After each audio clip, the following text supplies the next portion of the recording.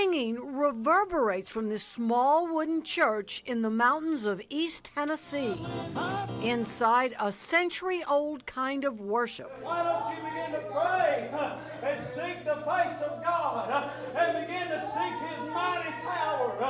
That is 20-year-old Andrew Hamblin, pastor of Tabernacle Church of God in La Follette, a snake-handling church with about 30 full-time members. We're not up here throwing snakes across the church house and things like that. But I know the world, they think we're crazy, but that's what I want to show the world. We're Christian people. We are part of the Pentecostal movement. Hamblin grew up in a Pentecostal church that spoke in tongues but did not handle snakes. He saw a documentary on snake handling and got interested when he was 17. He's now a full believer. You can take up serpents, a 4 or 5 foot deadly rattlesnake. You can lay its head in the palm of your hand under the anointing of God, and there'll be no harm come to you. The snakes stay up here on the pulpit, right here in these boxes. Now, these are rattlers, and this one in the middle, that's Big Mama, and she is big. Pastor Hamblin says you don't pick up a snake unless the Spirit moves you. You don't sit at home and say, okay, when I go to church, I'm going to sing one song, I'm going to pray for brother so-and-so.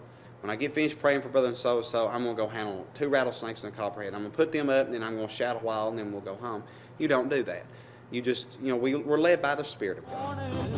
Hamblin is a married father of 4 children, and he has been bitten 4 times. I've got a crippled finger to prove that they're not defanged.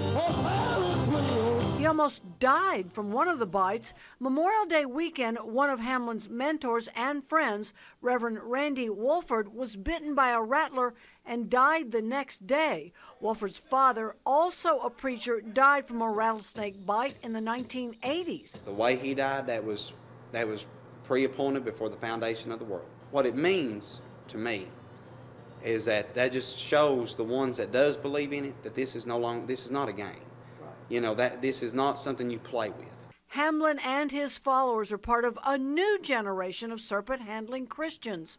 They use Facebook to promote their kind of worship, a kind of worship that is illegal, because in Tennessee it is illegal to own venomous snakes, something Hamblin is aware of. I don't never try to cause no trouble, and the law around here, they wouldn't unless someone got bit and went to a hospital. In Hamblin's church, anyone under 18 is not allowed to handle the snakes. But other members do handle the snakes, putting them close to their face.